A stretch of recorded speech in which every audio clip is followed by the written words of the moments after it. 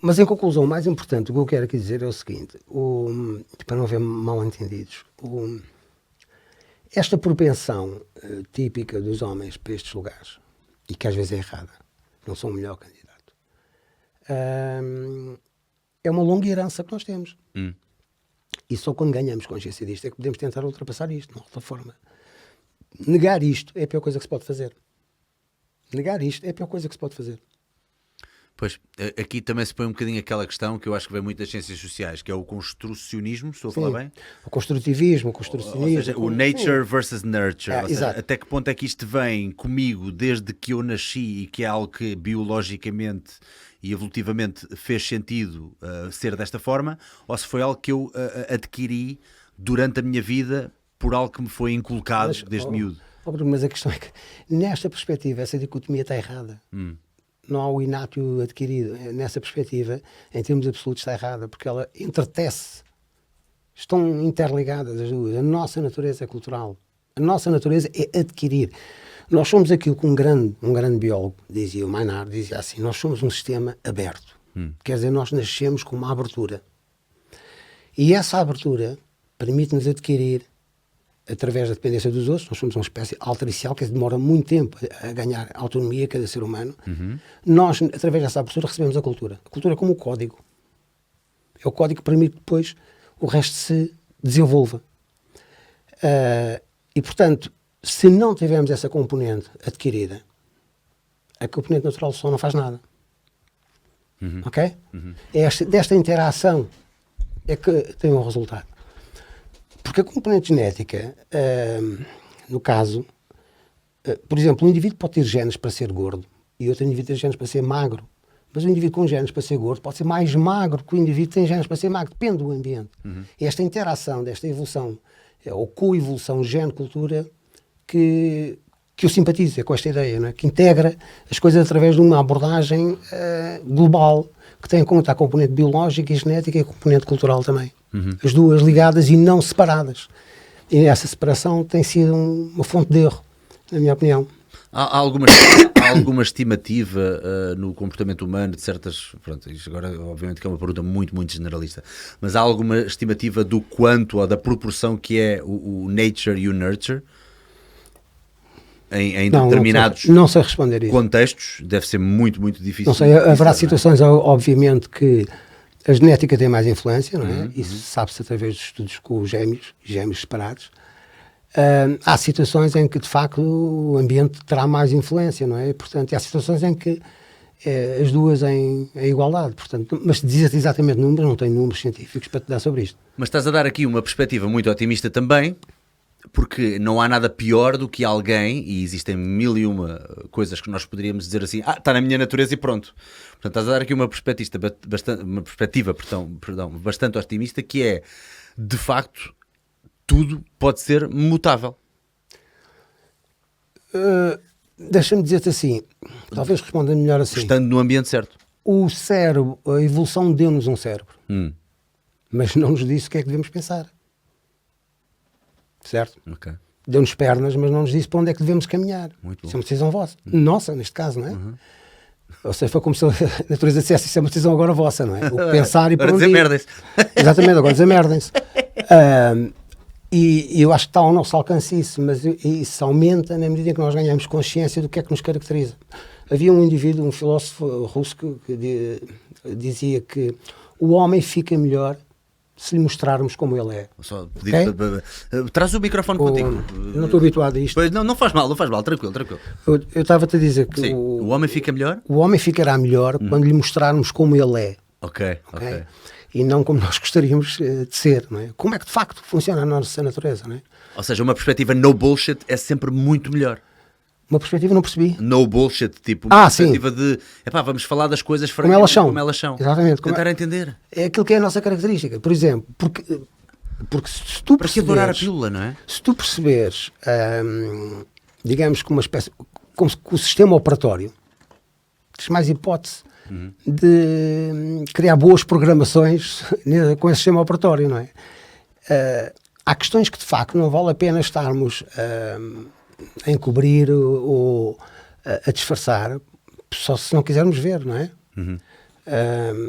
E refiro-me a muitas questões hoje em dia sobre a questão da igualdade do género e da mulher, por exemplo, algo que é polémico, mas ainda não há muito tempo a Gallup, é uma agência de investigação, publicou uns dados sobre a questão da liderança junto de homens e mulheres, e curiosamente, quando era posta a questão, preferia um homem ou uma mulher a liderar, simplificando, a maior parte das mulheres preferia homens a liderar e não mulheres. Isso, aliás, é um fenómeno que nós conhecemos bem, que chama-se a abelha rainha. E a explicação, ao que parece, é que as mulheres, quando chegam a pontos altos de poder, tendem a ser mazinhas para as outras mulheres. Para as outras mulheres, não é? Ou seja, daí o síndrome da abelha rainha. Elas conseguem muito ser as suas piores inimigas. Isto tem a ver com a competição intragénero dentro da espécie, entre os homens e entre as mulheres. Há sempre competição, só subtil e diferente. E o que a investigação diz é que as mulheres acabam por preferir ter homens a liderar, porque nesse aspecto são mais equitativos que as mulheres. As mulheres são mais rigorosas com as outras mulheres em particular, como se temessem que as outras chegassem ao seu lugar. E este fenómeno chamado da abelha rainha é muito curioso, claro que levanta sempre muita polémica. Não é? Claro, é difícil ouvir estas coisas, mas a verdade é que toda a gente sabe. Inerentemente as pessoas sabem que são verdades, não é? Quer dizer, são factos, não é... Ao que parece também, há aqui um outliers. aspecto que é o seguinte: os homens nesse aspecto são mais pragmáticos, conseguem unir-se em determinadas situações e aceitar a desigualdade do poder, por exemplo. E ao que parece, as mulheres é mais difícil serem solidárias. Isto é o que a investigação diz. E daí, isto é uma das razões pelas quais nós também temos mais homens nas situações de poder. É uma das, não é a única. Mas, aliás, o padrão, em todos os países, os estudos mostram que esta relação homem-mulher, em determinadas situações da vida social, no crime, na política, nos negócios, no desporto, o rácio é sempre mais 90% homens, menos 10% mulheres. E, em alguns casos, enfim, é quase 100%. O Japão, que é uma sociedade considerada altamente competitiva em termos de valores culturais, há 50 anos, não tenho erro, 50 ou 60 anos, tinham, em termos de cargos de topo nas empresas, o rácio era 97% homens, 3% mulheres. Introduziram as cotas e, passado 50 ou 60 anos, o rácio passou de 97,3 para 96,4. Residualíssimo, quer dizer, isso sequer era... E em todos os países, quando vais ver, o padrão é sempre o mesmo, não é? Mesmo a nível de figuras de topo, não é? O que é curioso, porque há cada vez mais mulheres no mercado de trabalho. À entrada é quase 50-50 nas empresas, na maior parte delas. Depois, quando se passa para os primeiros níveis de gestão, já só 11% são mulheres. Quando se passa para o nível mais acima, reduz. E quando chega ao topo, não chega a 5%, é à volta de 5%. Em todo lado, no topo mesmo das empresas. E a hipótese do, acho que vou dizer bem, teto de vidro? Não, mas isso é outro fenómeno. O teto de vidro é a teoria segundo a qual, basicamente, há barreiras invisíveis à progressão da mulher, não é? Quando dizemos invisíveis, estamos a falar, por exemplo, de uma barreira que poderia ser o preconceito? Eu acredito que sim. Okay. A estupidez humana é inesgotável, portanto. Boa. Claro, mas existe, claro que existe. Mas não me parece que seja essa a primeira razão que explica o diferencial. Pois, porque muitas vezes é apontado como sendo o maior diferencial e que há e tal, e que há uma barreira... Não, mas é que as mulheres concorrem menos. As mulheres concorrem menos para os cargos de liderança. Concorrem efetivamente menos. Há menos mulheres a querer estar em cargos de liderança. Por exemplo, pegas uma estatística, vais ver o empreendedorismo. Quem é que começa as empresas? Mais uma vez, a maior parte delas. Pois, é assim, não tenho olhado para estatísticas, mas... Sabes que as mulheres, se não sabes que do meu mundo, as mulheres leem mais depressa que os homens, têm o melhor vocabulário que os homens. Leem mais depressa, melhor vocabulário. No entanto, quem escreve a maior parte dos livros? São homens. Não é?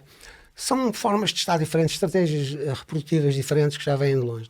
Ou seja, até é importante destrinçar que nós, e em particular tu que estás muito mais versado nestas áreas, nesta área, como é óbvio,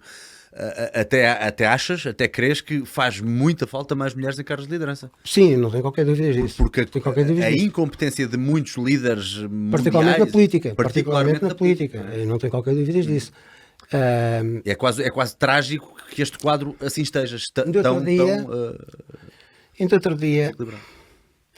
eu li qualquer coisa, agora não quero dar uma informação errada, mas li qualquer coisa de uma notícia muito interessante sobre o número de vezes que as pessoas mentem por dia, e os homens ganhavam claramente às mulheres o número de vezes que mentem. Mas isto tem tudo a ver com uma estratégia, basicamente, que tem a ver com isto. Todas as espécies têm que se reproduzir. Os genes apontam nesse sentido. A reprodução da espécie tem um custo. Ok? Um dos custos tem a ver com a divisão desse trabalho de reprodução. Os custos para a mulher, no nosso caso, na reprodução, são muito mais elevados que para o homem. Ok? Para o homem, ao contrário, os custos mais elevados para ele são os custos de acasalamento, que é procurar-se, mostrar-se. O modelo simples é este. Eu vou-te resumir isto tudo. Os homens competem, as mulheres escolhem. Basicamente, este é o modelo. Continua a ser um modelo. A mulher é que escolhe, não é? Claro, se não escolhe é porque é forçada, não há outra alternativa. Isto no acasalamento, portanto, estamos a falar Sim, agora estamos a da falar em questão estratégias de sexual. acasalamento para de longo prazo, sobretudo, não é? Nessa estratégia, nesse mercado de acasalamento. Há vários mercados de acasalamento, esse é um desses. Nós falámos daqui depois, se virmos a natureza como uma espécie de mercado, o valor de mercado do óvulo é 30 mil vezes superior ao valor de mercado do espermatozoide. Salvo erro, no outro dia li qualquer coisa, é 400 a 500 óvulos, não é? Desde que começa fértil até à menopausa. Ora, 400 a 500 óvulos é um preço de mercado muito alto, Pois é. considerando que nós, o simples orgasmo são à volta de 100 milhões de espermatozoides, um valor qualquer aí, entre 80 e 120, já vi várias estatísticas. Não é? Portanto, é muito mais valioso o óvulo do que o espermatozoide. Daí a nossa crescente, não, a nossa sempre, ou desde sempre, tendência para a competição uns com os outros, não é? Sim, é para competição dentro do género masculino. Mas o que é curioso, porque isto reflete depois em várias. Há outras evidências disto. Por exemplo, quando vais ver os resultados do quociente de inteligência, o chamado QI, nas populações masculina e feminina, há aspectos muito curiosos. Não há diferença média entre QI do homem e da mulher, como é óbvio, aliás, não sei por outra coisa. Mas depois há diferenças na distribuição, nas populações masculinas e femininas. Eu vou explicar-te o que isto quer dizer. Enquanto o QI, o quociente de inteligência, a inteligência fluida, aquilo que os testes QI medem, é exatamente isso. Homens e mulheres têm os mesmos resultados. Quando vais ver a distribuição final dos testes todos, os resultados, elas são muito diferentes. Neste sentido, nos extremos, ou seja, com um QI muito alto e um QI muito baixo, há mais homens. A distribuição dos homens, há homens mais inteligentes, muito inteligentes, mas também há mais homens burros, muito burros.